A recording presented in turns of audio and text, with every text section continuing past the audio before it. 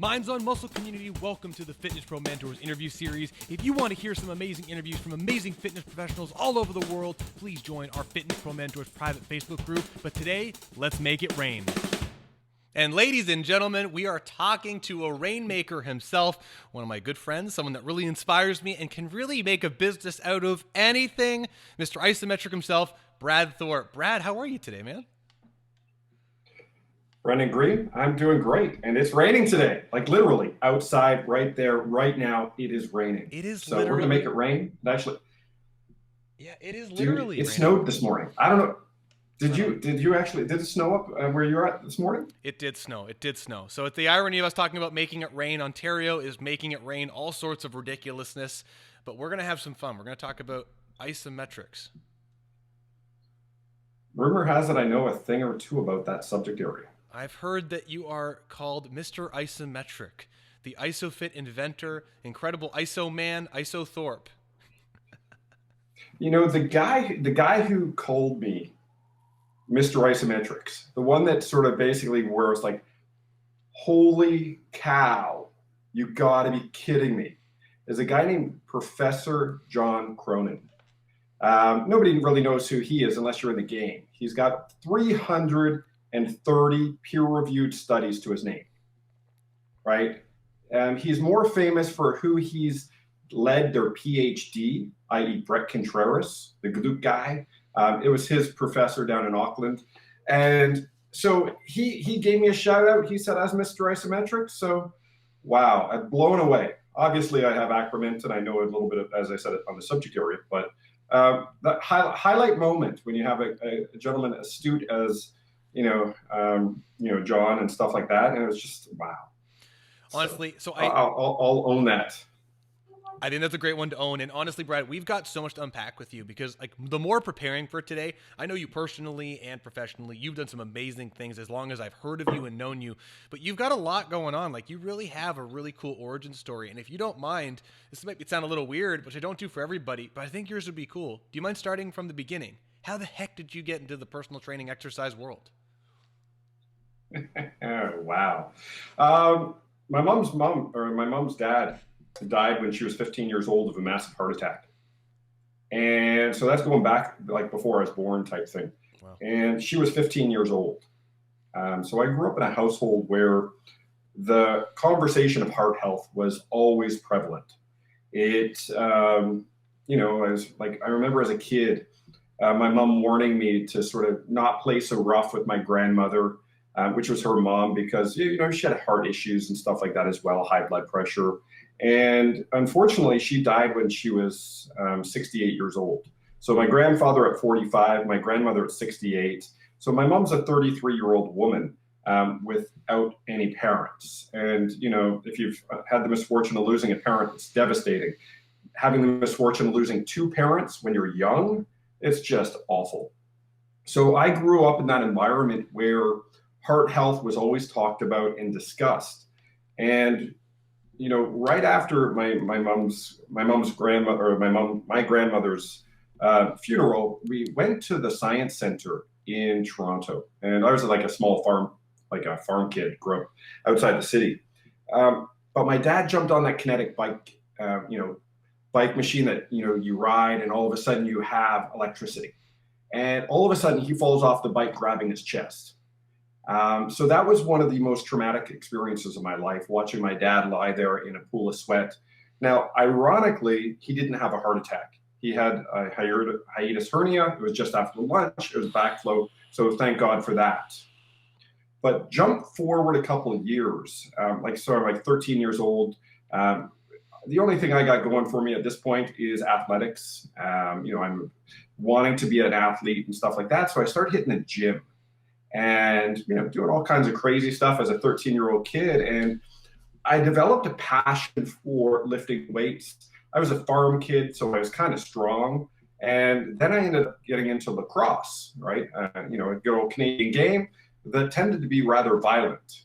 So needed to exercise to be good and strong for sports and getting in the occasional fist fight. So, concussions started to pile up and all this wonderful stuff. But it was the only thing I was good at, and the only thing I enjoyed at high school was exercise. So I took that passion and found a program called Fitness and Lifestyles Management, and that's in Toronto. And at the time, it was basically the nation's leading exercise program. So jumped into that. I made a 2-year program, a 3-year program, because I thought doing the first year twice was going to be amazing to help build that foundation. So I build the foundation. But what we noticed was I had some pretty extraordinary heart issues. So I suffer from preventricular contractions. My blood pressure was 150 over 100. And it's like all this really awful stuff that you would sort of say, hey, you're an exercise, like you're in shape. You exercise 6 days a week. What am I going to do? Exercise more? So that started my kind of quest, like my personal quest to figure out what the hell's going on with my heart. Because one of my sort of secondary goals in life is to live to 100. Like I want to be a centurion. I think that's kind of cool. I want to push the boundaries of human existence because there's not too many people that get there. And especially for me, I got heart issues. So the likelihood I get there is probably not that strong. So that was kind of the foundation of everything.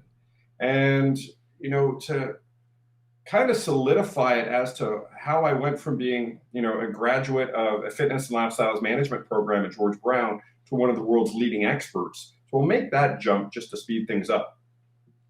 When I was 28 years old, I had a conversation with a gentleman who just sold his company for $300 million. All right, so I'm going to listen to this gentleman. His name's Grant. So Grant goes to me and goes, Brad, how do you differentiate yourself from, the local gym you're at? He sort of said, Brad, what do you want to do in life? And I said, open my own gym. And he goes, Brad, how are you going to differentiate yourself? I came up with, I'm a nice guy. I'm a nice guy, if you like me. Some people will question that. But, so Grant sort of said, go differentiate yourself. And so I started to look, and I looked around the US, talked to a whole bunch of people, learned about this program called the Resistance Training Specialist Program. And, for everyone who's, watches, your station, good old Tom Purvis was on last week. And what an amazing human being. Life-changing instruction, mentorship, all of that stuff. But I was kind of one of the crazy guys because there's another program out there called Muscle Activation Techniques. So I thought, in order for me to be taken serious in the exercise realm, I need to be basically one of the first people on the planet with both designations. So I did both of them at the same time. And it was absolutely nuts. So I think I had 28 trips to the US in a matter of 18 months. And, financially, I don't even know how I did it, but I did. I made it happen. And so then I get all of this sort of credentials. I'm the 21st person in the world with my dual designations. I get to hang out with some rock stars, just absolute rock stars of this industry. The majority of them are still on the Rolodex. I can contact them at any time, which is amazing. And subsequently now, many of them are ISOFIT family members, which is extraordinary. So it's kind of like that whole full circle. But for those people out there, obviously it's fitness mentor stuff. Take the RTS program, hands down, like no questions asked, drop everything, just sign up. It's going to be a struggle. It's going to be challenging. It's going to be hard. It's going to take a lot of your beliefs and what you think you know, and it's going to put them in basically a blender, chop them all up, and what you pour out at the end is just magnificent. Is how I would describe the RTS program. Life altering. I couldn't agree more. I don't know if you saw it today. I did a little post where I posted everywhere, and I said, name the certification that shifted your paradigm the most. And I was just doing it I want to learn more. And no one has said anything but RTS, RTS, RTS, RTS, RTS. So it is so timely that you're saying that. Well, the interesting thing is I deleted my comment. I sort of said, Brandon, you need to hang out with a different social group. Because at the end of but it's such a magical program. It's interesting. My first weekend there, to give you an example, I was, Lauren Landau is one of the greatest names in performance training. Mm-hmm. It's Landau Performance out of, somewhere in Colorado, I believe it is Denver. He was sitting to the left of me, I think my first day. Then I'm sitting over there to the right of me is Sean White's trainer, the snowboard X Games guy named Kurt McIntyre. So it's like, okay, well, hold on. This is just crazy. A guy named Chris Graney was one of my original instructors. He's gone on to train some of the biggest names in athletics. Odell Beckham Jr. is probably his more well-known person in this time. So like stuff like that, it's like so cool. All because we understand how to apply force to structure and we think differently. And the RTS program, I know this is not a plug for them, but hell, take the damn course. It's crazy awesome. Yeah, and I think, I want to definitely get back to your isometric world, but I think if that program does anything besides the actual mechanics, there's something magical about Tom's delivery and the construction of the program that helps people to have a thought process and really rethink exercise and really rethink their approach. Because I think it's the same for you, until that exact course, exercises and range of motion things, they're all pre-choreographed things. Like, we're going to do bench press and you have to do X, Y, and Z. But when you start realizing that it's just machine parts, and it's all these different mechanical pieces with homonymous relationships, and you can manipulate the forces to get different relationships, it's like, what? And then all of a sudden, it becomes this amazing continuum, which is just beautiful. Now, on that continuum, though, somewhere along the way, isometrics became a thing. Mr. Isometric himself manifested this incredible invention, which we got to talk about that. So, I mean, if you don't mind me asking, so the personal training story, how you got into it, heart health, makes perfect sense. What was the transfer from all of that crazy dual designation, all these superstars you're hanging around with, to, hey, I want to not move, but as hard as I can? In 2000 and basically the end of 2007, early 2008, I heard a study being reported on the news from McMaster University that stated that isometric exercise was superior to a single pharmaceutical agent for lowering blood pressure. And for me, if you know my story, which I just mentioned, and you know my background of exercise, and you've been through the RTS program and you've been through the MAT program, they skirt around isometrics. They didn't really talk about it back then at all. It was all about motion-based exercise. And here's something for me, I was doing motion-based exercise 6 days a week, and my blood pressure wasn't resolved, or issue wasn't resolved. Within 2 weeks, my blood pressure was normalized after 14 years. So I'm using MAT's thought process for neuromuscular reeducation and pain and performance management. So that's great. That's one side of the equation. Well, now I got blood pressure issues and I can resolve that. And, I've seen extraordinary results with IsoFit or methods with heart health and stuff like that with many trainers who all of a sudden go from, oh, I have the ability to lower my own blood pressure. I was doing all this other dynamic exercise and it didn't work. And it's like, okay, cool. So once you start to explore that world a whole bunch, and I went on I'm still exploring it. So call that really hard dive, 14 years. I've been just obsessed with learning more about isometrics. And I've read probably arguably 2,500 to 3,000 studies on the subject area. I casually send out about 113 to people, where it's like, hey, here's some of my more relevant talking points, but that's just surface talk. As opposed to when you're looking at isometrics, it's the foundation of how we're sitting right now, right? So if you're an office worker and you got back pain, well, did you prepare to sit there for 14 hours a day or whatever it was? Because dynamic exercise is one method of exercise, but that doesn't prepare you to stay still. It helps. It has a huge place. It's important, but it's not great for developing static, elongated strength, right? Call it strength endurance, if you will. So it's like, okay, cool. So I'm not here to say that one's bad or one's good. It's let's bring it forth to the conversation. Because this week alone, I've interviewed 9 people who are all certified kinesiologists. Void of saying that they're all awesome, because they were, none of them are currently employable for me, because none of them really know much about isometrics. And that's after a 4-year program. So and that's not a knock against them. It's a knock against the educational institutes that are not teaching isometrics. It's a knock against the medical establishment, and it's a knock against the fitness industry as a whole for saying one type of muscle contraction is not important. A type of movement, which is 50% of the movement equation, you have dynamic movement, and you have sub-classifications for that, be it agility, plyometrics, all this other crap marketing terms they throw out. And then you have not movement, which is isometric, right? We throw out terms like bracing and anti-rotation. Just use the damn name. Like, make it simple. Teach the shit. Teach it. It's so prevalent, so much so that the Mayo Clinic in 2014 put out a peer-reviewed study that stated that isometric exercise is superior to dynamic conditioning, be it cardiovascular training and resistance training for lowering blood pressure in a hypertensive population. And the stuff that comes out of my mouth, it might be cherry-picked, but it's all from studies. I don't have to market it. I don't have to make it up, which is kind of cool when you look back to the evidence-based people going, hey, what do I do? Where do I start?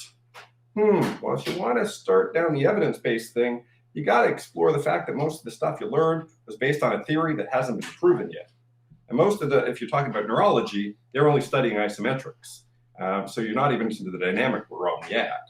So it's kind of like, cool. Let's live in a world that says I'm a little bit closer to what they studied versus, hey, Brandon, I studied this orange.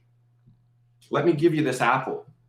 And that's what we do. We extrapolate this research versus just go to the source. Do isometrics. Leg extensions better than a treadmill for lowering blood pressure.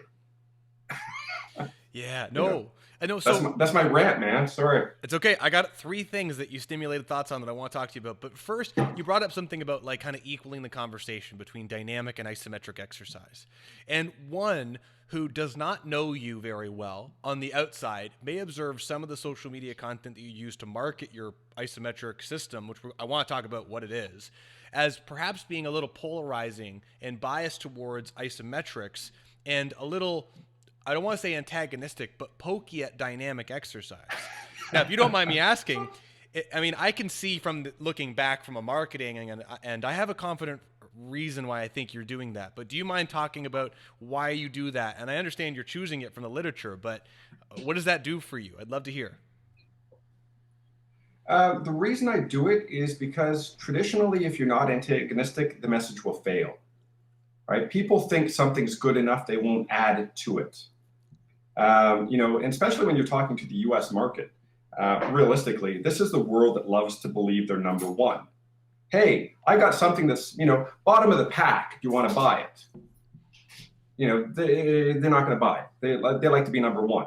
I can categorically put IsoFit against any product on the planet, and I'm comfortable to say it will crush it in 99.9% of the criteria that I'm going to put forth. Or if you want to put forth, if you want to look at weight loss, it's better than a treadmill. If you're looking at muscle enhancement, it's better than dumbbells. If you're looking at injury prevention, it's better than everything.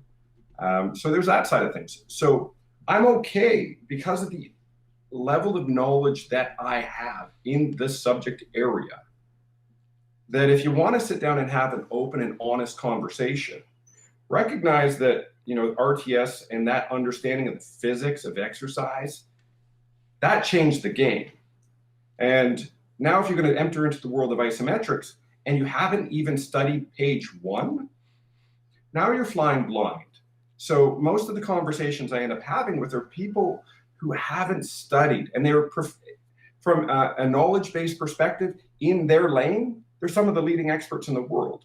The problem is they haven't ventured out of it. And so it comes across as though I'm being, Brad's just trying to promote his product. I only created my product to fill a need. That is to lower blood pressure. That is to make people live a pain-free, high-performing, active lifestyle, right? Active lifestyle. But the problem with the exercise industry, and this is going to offend people, so let me preface it with that. Every single one of the people out there who only promotes dynamic exercise is basically an enabler to future chronic pain and dysfunction. That is why physiotherapists exist. That's why chiropractors exist. That's why massage therapists exist. That's why every trainer out there is walking around a broken mess. Exercise didn't help them. How do I know that? I separated my AC joint. I tore my hamstring. I had chronic pain for 20 years. Guess what I stopped? I stopped dynamic exercise and I got rid of my chronic pain. Okay, so on that I didn't change. I got older.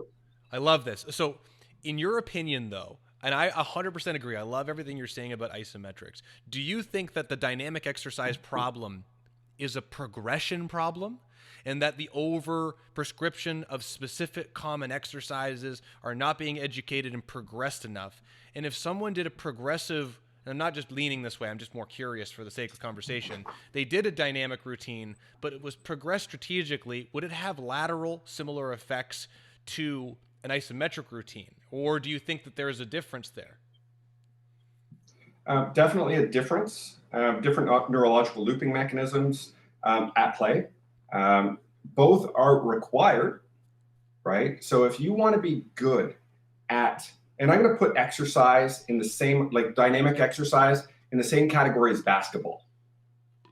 It's skill based. Yeah. We have a bias in the exercise industry that says it's essential for sport. No, it's not. It's not essential at all. It's a different skill-based activity that if you're lucky enough, it will enhance the quality of your sport outcome. But if your goal is to be good at a specific sport, you have to practice your sport. Now, one thing that I came up to the conclusion, so I don't have to fight with anybody about this, is dynamic exercise is the practice of movement, right? Whether you load it or not, that's just a subsequent choice. Where isometrics is the preparation for movement, right? It allows you to prepare your neuromuscular system. It enhances your strength and stability. And then you can choose to move if you want to, right? Obviously, everyday life, you have to do that. But what you're able to do is take a stronger, more stable, a more enhanced neuromuscular system and apply it to a motor outcome, right? And if you really want to get to the exploration of it, like we throw around this word torque, right? Torque is the resistance and all this. Torque is a static measurement, right, in time. And so it's, once again, torque is actually looking at the isometric, the potential of in this time at that joint position. And as we know, because we tend to be a little bit more learned, well, there's an instantaneous axis of rotation, which means it just changed, it just changed, it just changed. And you didn't count for any of that. So I live in a world of safer. So if I can live in a world of safer, my goal is to do no harm, right? I look at that from an exercise perspective as well. So if I can make exercise safer, now you're going to have people that say you need to move. Really? Or do you need to apply force at multiple angles? And more so, well, during an isometric, the muscle actually moves about 16% on contraction and relaxation. So how much more movement did you need? And if I did 6 angles over, let's call it a 30-degree angle, I covered 180 degrees. Okay, cool. So I didn't need to move. And when you look at the science, isometrics over a string of points will increase the dynamic strength as much as dynamic exercise, but it will increase the isometric strength significantly greater. So you get more out of an isometric in a safer environment. And here's one thing that nobody thinks about. When you change the position of the load, you're actually changing the tissues that are responsible for that load in that new position. And did you account for those? And if the answer is no, maybe you need to start thinking of them. And I don't need to insult anybody because people are on a process of learning. But if you're prescribing force and you're taking money for that prescription of force, maybe we need to explore it a little bit further, right? And I know your gym is set up with all kinds of wicked, awesome exercise equipment. And I'm a massive fan. And here's one thing that most people don't know. I own an 11,000 square foot gym in the city of Toronto where only 450 square feet is dedicated to isometrics. We have Brazilian Jiu-Jitsu. We have a free motion functional trainer where you can do all your like calisthenics and all this really cool stuff because it's fun. And is there high risk? Yeah. So what? Prepare for it. Start with isometrics. And if you want to continue, go ahead, but start with isometrics. It's a hell of a lot safer from an exercise journey perspective. It may get you to where you need to be, right? And one thing I always throw out, like let's take an obese population as an example. Hey, Brandon, you're currently 355 pounds. You're new to exercise. You currently don't like it. You got a circumference measurement, let's go 50 inches. And we're going to start you on a weight loss program consisting of gyrating down a treadmill for 5 kilometers, right? And you go, okay, Brandon, you got a 1 meter stride length. Well, that means you just did 2,500 repetitions for each side.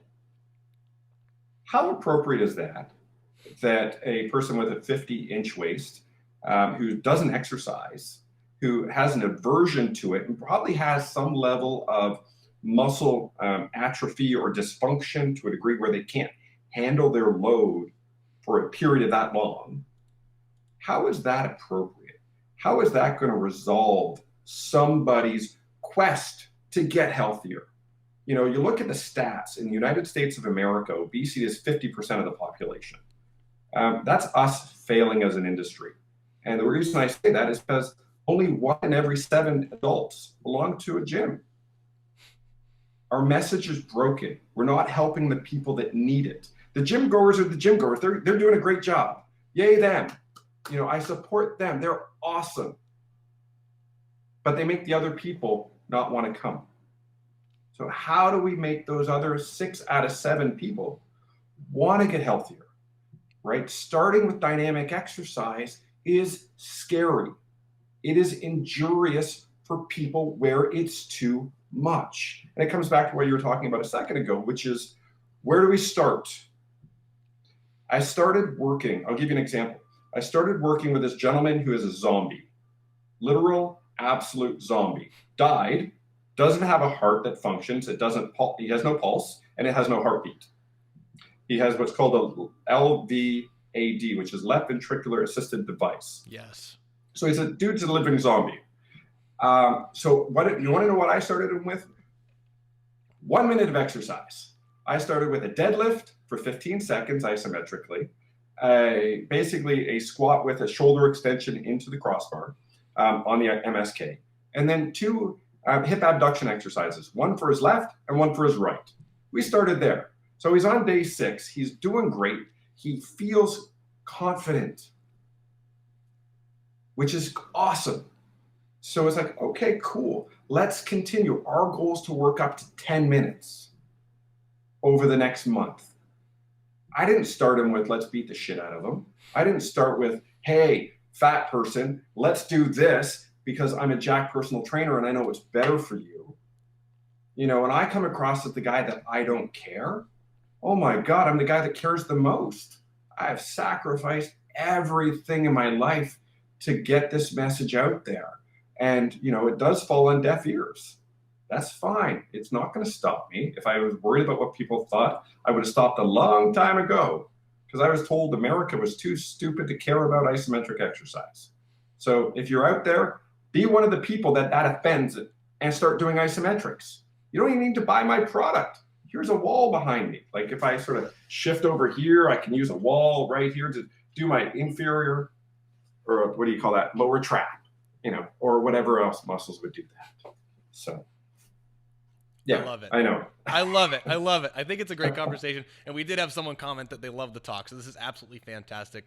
And I couldn't agree with you more. I think that honestly, the idea of micro progression and taking someone of those extremely sensitive populations, I think what you've created, your invention, which we haven't talked about yet, and we're going to double back to that because we got to get into that. I think it's absolutely profound and brilliant. I have one more thought-provoking question I'd love to toss out there to you. everything you've talked about thus far with the isometric training, I couldn't agree more. The heart health, the blood pressure, micro-progressing, starting to build up someone's tissue fortitude, just getting them going and progressing them up. And I also know you have the 30 and 30, which we can talk more about, which is extremely challenging. Even when I came here and you brought my IsoFit MSK up to me that I purchased, I was super excited about. Maybe just do a couple push-ups, and I was blown away at the challenge. My question I'd ask is, a big part of the providence of exercise is this bodybuilding world. These hypertrophy evangelists, these people who are working towards growing as much tissue onto their body as possible. And I'm wondering, and I'm thinking, in my opinion, it would be very difficult to actually measure this without doing a twinning study over time. Do you think isometric exercise would be suffice to get to a quote-unquote bodybuilding level of hypertrophy over time? Or do you think that there's some component of visiting short positions and lengthened positions with various profiles that would be required? I think it's 100% possible.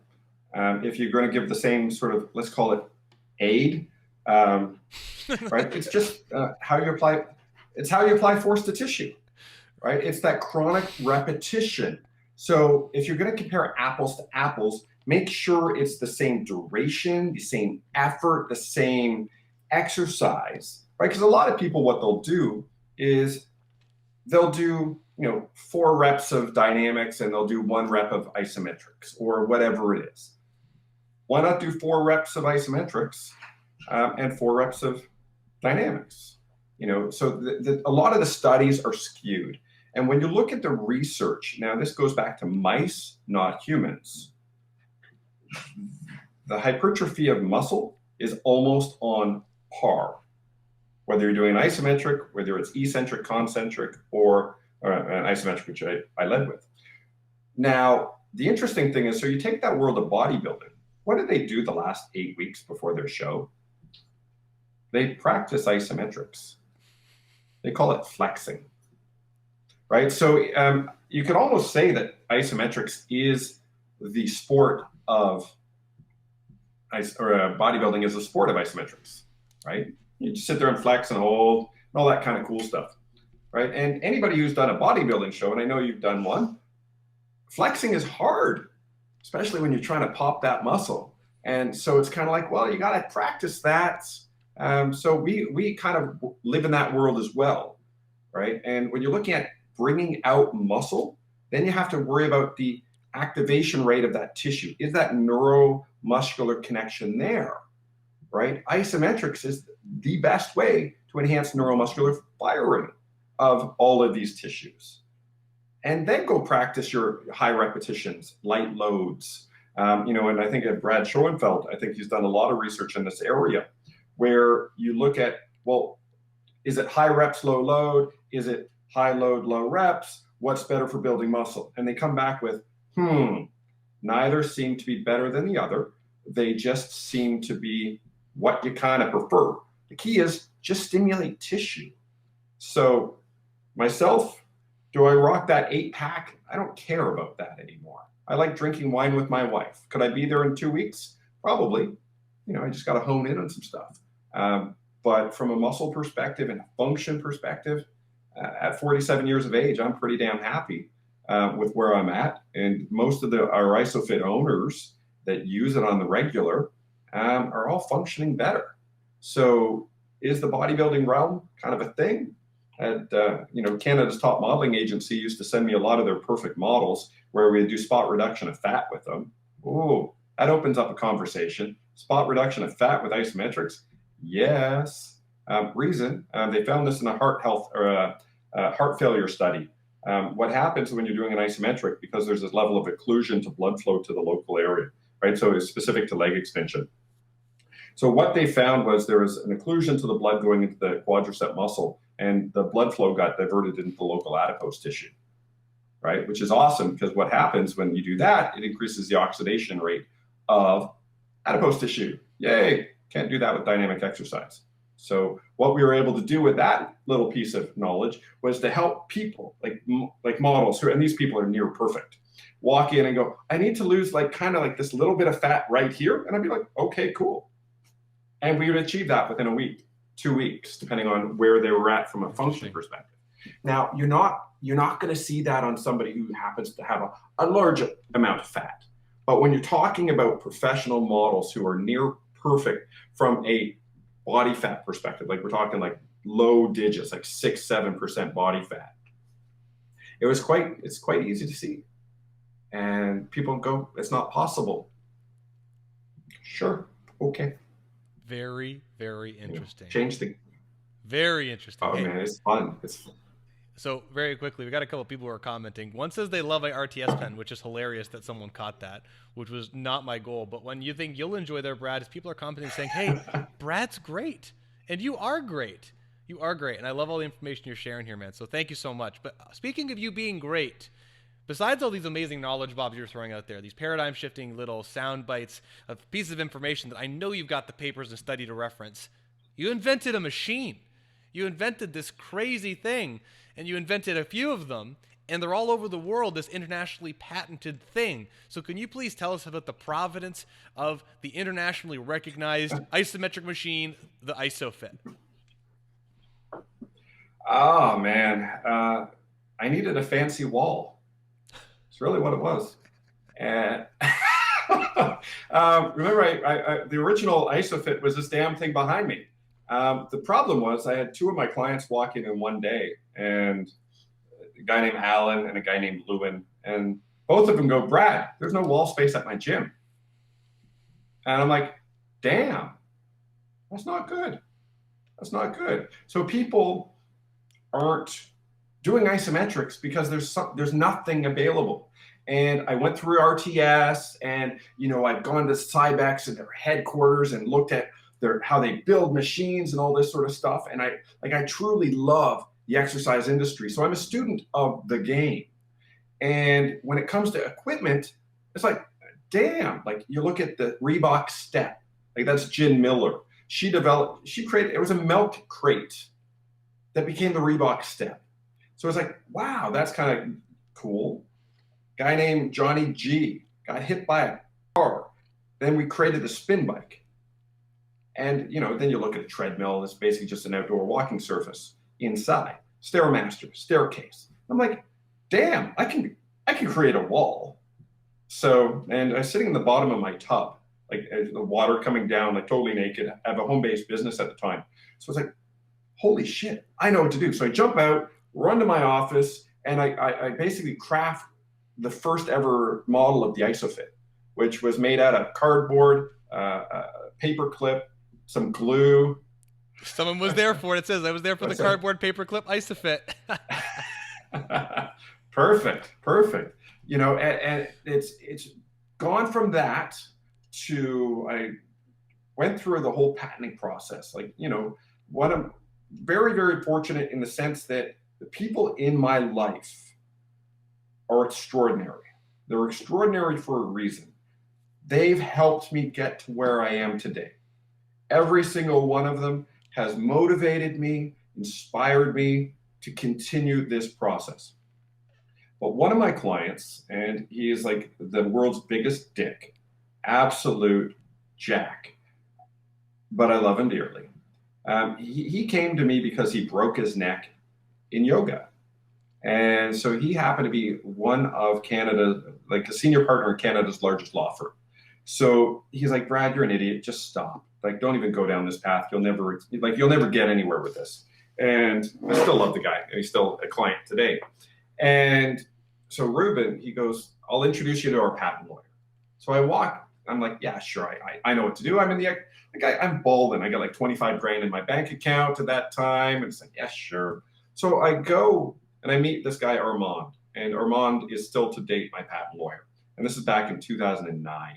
So he's in my life for 12 years now. And Armand's like real excited about it. He goes, I love this. This is amazing. I like exercise. Like this is something I can kind of get into. And so we go through the whole patenting process and we file like a patent search. And if you're any inventors out there or people looking to bring an idea to market, this is where it is 100% the most important place to start your search. Because if somebody owns the intellectual property, you can't go forth, right? You will get sued. They will take you to the bank. So we draw some papers up. We do like a patent search, and Armand calls me up. He's like, I've never seen this before. I'm like, what are you talking about? He's like, well, in the U.S. Patent Office, there's a sub-classification for isometric-based exercise equipment, and it's virtually empty.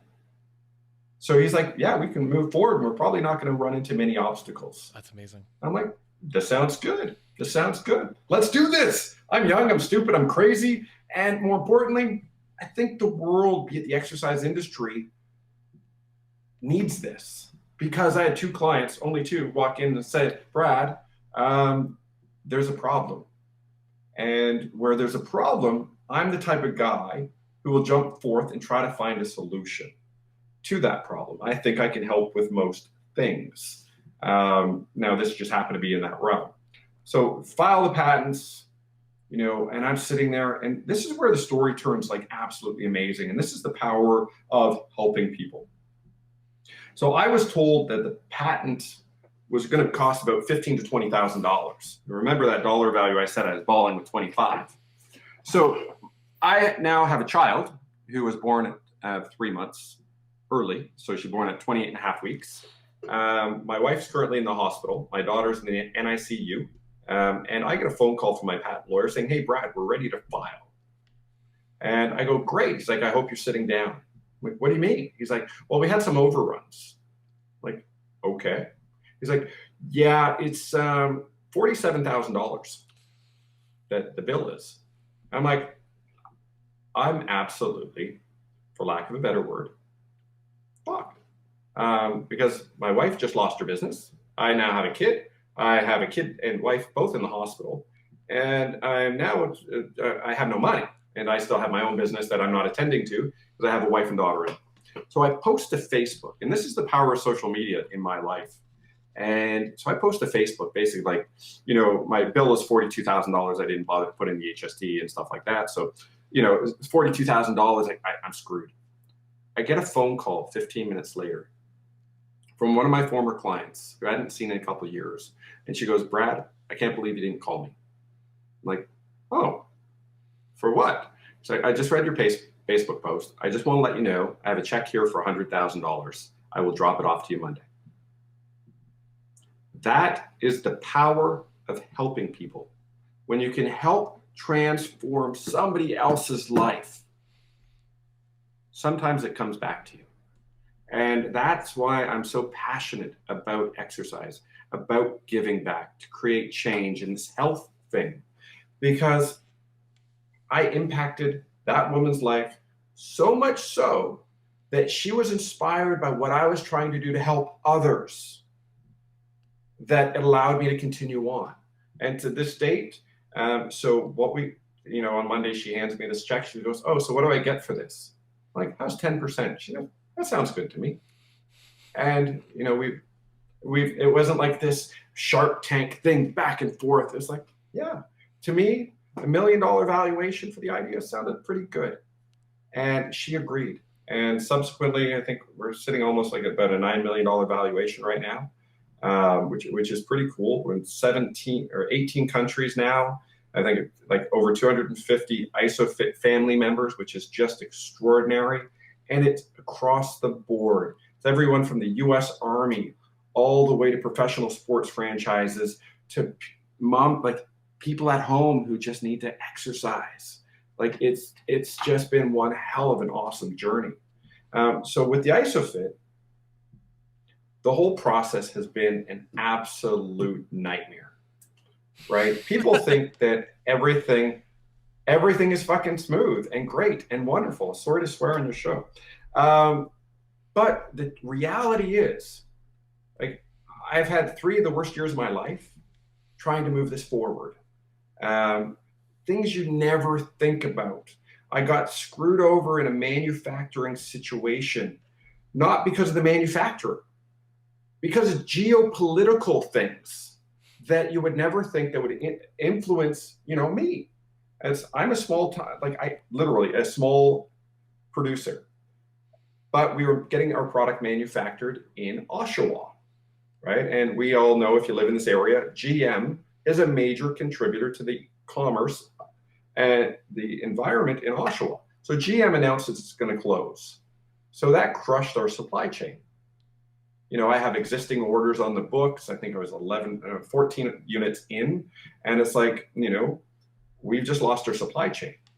Well, that kind of sucks. So a lot of people, unfortunately, got screwed over in the sense they eventually all got their product and they were all hopefully still happy. Last time I talked to them, they all were. But it took 9 months to get some people product. Right. And when it's paid up front, I was accused of stealing money. I was accused of being a fraud. And it's like, this is nothing. And then more so, to add to the geopolitical nightmare, well, Canada arrested the executive to Huawei and put her on house arrest. And you go, how's that going to influence Brad? Well, my manufacturer's biggest client was basically an electrical company in China. So he got called over to China he was over there for about 10 weeks. He's the owner of the company. So during this time, so we have GM screwing us up. We have Huawei situation. Now it gets even better. So I have a European distributor. I won't mention his name just because I'll be polite. He screwed me out of $3.2 million. Not that I'm out the money. It's just he didn't live up to his contract. So, and the interesting thing, and I look back and it's actually kind of disgustingly comical. When we fired him as a distributor, he linked our website up to a porn site. To let you know that the epitome of disgust that this human being was. All of this within a 6-month period. That was 2019. Then, shockingly, we all know what goes on in 2020. So I end up having to go find a new manufacturer out of Oshawa, establish this beautiful relationship. So this goes basically December 19th, 2019, I meet. Sorry, my headphones just died. Can you still hear me? I can hear you. You're good. Okay. So 2000 and let's see if these ones work. There we go. Now I can hear you. So 2020. December 19th, I meet this new manufacturer, and then it's Christmas and all this sort of stuff. So we don't sign a contract until February 27th, 2020. To 20 units. And it's like, okay, well, I don't have a clue what this product's going to become. It's like, he's a new manufacturer. They're awesome. And like you look at the facility, it's 200,000 square feet. They got 300 employees, and it's a playground of just awesomeness. But then COVID hits, and it's like, oh damn. I've previously paid for these units in a different manufacturer. That's a different story. Eventually, things got sorted out and everything like that. So that's amazing. So a lot of those units were paid, but my new company, we have a 20 unit minimum. The other guy's paying piece units, so that was great. But now I have to write a check for over $100,000. Whereas like, oh, that's always fun and games. But then COVID hits, and then I had people canceling orders. Then I still had to fulfill 14 units. So then it's like, wow, this is just craziness.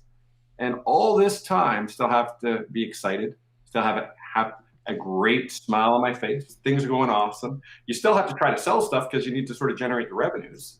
But that's the ugly side that people don't see. Where it's like, you have to make commitments. You have to have some of the biggest kahunas out there to jump down this train. And it's been fantastic. Now, subsequently, the new manufacturer is outstanding. We have product on basically inventory. So next day delivery now is a thing for our MSKs. Our strength trainers, we're on a 5-week cycle. It's just awesome to sort of, now when you sort of phone up and say, hey, I want a unit, I go, yeah, I can send it to you tomorrow. Because before it was like I was trying to do everything. If you wanted, pink and gray or pink and white, I would make you your custom color. Biggest mistake I ever made. Outside of standardizing color, now you can get black. We're going with the Henry Ford model. You want black, that's great. If you want any other color, it's black, or you're going to pay through the butt because you got to order the minimum. So you want 100 MSKs, get whatever color you want. You want 20 strength trainers, get whatever color you want. So, but yeah, it's been a journey. But when you look at the science and the intricacies of the strength trainer, so that's the larger unit, it restrains all human joint motion. That's how many exercises it does. And who's it good for? It's great for accessible people. The bed itself is 7 feet long with an extension, so you can actually get to 8'4". So it covers off most people. The largest human to use it that I'm aware of was 6'9", 380 pounds. He was a lineman, just a beast of a kid. And so it's like that's the largest and the smallest. I used to train, I still train my daughter on it, but when she was 6 years old. So it's like you have that opportunity to train most people. Love it. So yeah, so that's pretty much the ISOFIT story. But as I said, we're in 17 or 18 countries now and helping thousands of people, which is just extraordinary. Brad, it's super impressive. And I got to say, I got one more question for you, then we'll put a pin in today. But I'm going to have you back on because I have a million marketing questions I'd love to just ask you your opinion on. And I think we could do a whole episode on business development stuff. I think that would be a lot of fun. But I want to tell you one story before I ask my last question to you. And I don't know if you know this. I don't think you do. But so when I took, like you, I did the dual designation battle thing, except I was years behind. I was some child thinking I was doing something. And I took my first course in MAT, which is all around isometrics, which is the very first one I did. And I took RTS the weekend before and took the isometric course. And as you know, and some may know, I play drums. And so as soon as I took this isometric course, I was like, you know what? It'd be great if I could do these isometrics myself because this whole thing would be fantastic. So I went home and I got the drawing in a book behind me here. I'll see if I can find it.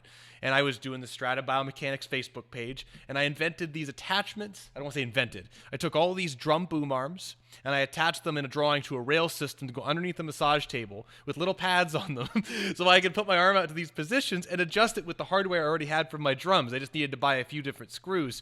Then I told a good friend of mine, he goes, "Oh, you haven't heard of Brad yet, have you?" I said, "Why?" He goes, "Oh, he's already done some isometric." And I was like, "Oh, of course." And it's great. And then I saw it. I was like, "Oh, man, that's absolutely super impressive." So yeah, I had some cheesy Strata ISO tape. Oh, that's awesome, man. Yeah, I'll see if I can. Awesome. I'll find the image because I don't want it to sound like I'm just making it up. It's really funny. It had all these crazy. It looked like Dr. Octopus on massage tables. It was hilarious. Not even as pretty as yours. Oh, it's all good, man. It's all good. There's so many just genius people in this world. Obviously, I'm very fond of you. I don't think I've ever held that back. From the days when you were doing your studying out of 77 Davisville used to come up into when we were running our business at a home. Yeah, the condo. The condo. Yeah. Because that's a whole nother conversation about starting business like an 11,000 square foot gym. Yeah. Which is a different side of the beast of the exercise industry is gym ownership. Which is why I'm such a huge. That's why I'm such a huge fan of you because, people see. That's the funny thing on social media. They see like right now, and they see these snapshots of like, oh, Mr. Isometric. But I remember seeing you and Sam starting your brick and mortar facility out of a condo, and then moving it to a 2,000 square foot concrete basement of some sort, but besides a boxing studio. And then you went to this concrete studio that took you years to get everything organized to open it up. And then you open it up and it's this beautiful place with graffiti everywhere, like clean looking graffiti, nice art all over the place. And you really you were the epitome of taking the staircase on the entrepreneurial journey. And it's really inspiring. And anyone who's not familiar with your backstory, they need to look into it. And honestly, Brad, like you just said, next time you're on, after I've got my kid and my life's in order, we'll have you on and we'll talk about the steps there. But I want to ask one last thing. What's next, man? Man, I'm a media company now. So with everything that the ISOFIT MSK has given me is a new direction. And the ISOFIT MSK, for you guys that don't know that, is a smaller portable unit that I brought out during COVID, because that wasn't actually in really the thought process until COVID, which kind of killed what my plan was, which was basically going to ISOFIT strength zones and franchising. I was actually looking to move to New York City. I'd applied for my visa, or I'd basically just finishing off the paperwork that I killed. I'm not going to New York City. Thankfully, God forbid what happened there. But so then we brought out the MSK. So that's sold extraordinarily well. But the problem is I'm now selling to a market that's basically a consumer market. They don't have the knowledge of exercise. They need instruction. They need direction. And for me, it's kind of like, well, I guess I'm not got to bring forth this to the world. Clearly I know some stuff on the subject area, and I can't half-ass things. I'm all in. So I built out this beautiful production facility. We're in for a pretty dollar already. And we've teamed up with Vimeo. So we found a global partner. They just went public, which is awesome. But we basically created a whole platform around our 30 and 30 protocol, which is, what we sort of touched upon earlier. So what that is, for the people that don't know, it's an exercise program that looks at 30 isometrics done over 30 minutes. So it's 45-second muscle contraction, 15-second transition. I created that program because I wanted to make CrossFit athletes look like little bitches. Because I was tired of listening to people going, well, IsoFit's great, but I find it boring. It's like, okay, cool. If you're boring, let's satisfy that ADHD community and sort of say, let's make the toughest program out of any program out there. And that's the goal. Is it appropriate for everybody? Not really.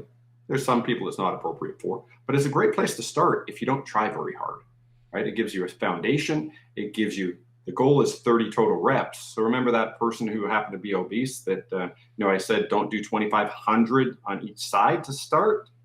Aiming for 30 repetitions on a workout is a lot safer, even though it is harder. Now, subsequently, we've seen over 21 days, people lose 3 pant sizes in 21 days. That's awesome. That's 11. I was actually, 22 days. It was 11 total hours of exercise, down 3 pant sizes. On a month, we're seeing on average 15 pounds of fat loss in 1 month of doing 15 hours of exercise. But that's a different subject. So what we're doing now is we basically got this whole subscription-based education platform.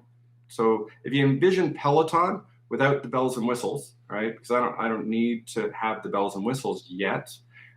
So we have a subscription service where you're going to be able to get educated on Isometrics if you want to watch that channel.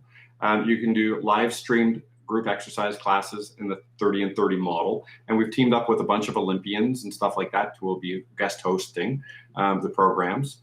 So that's kind of cool and fun. So it's going to give you access to pretty cool people.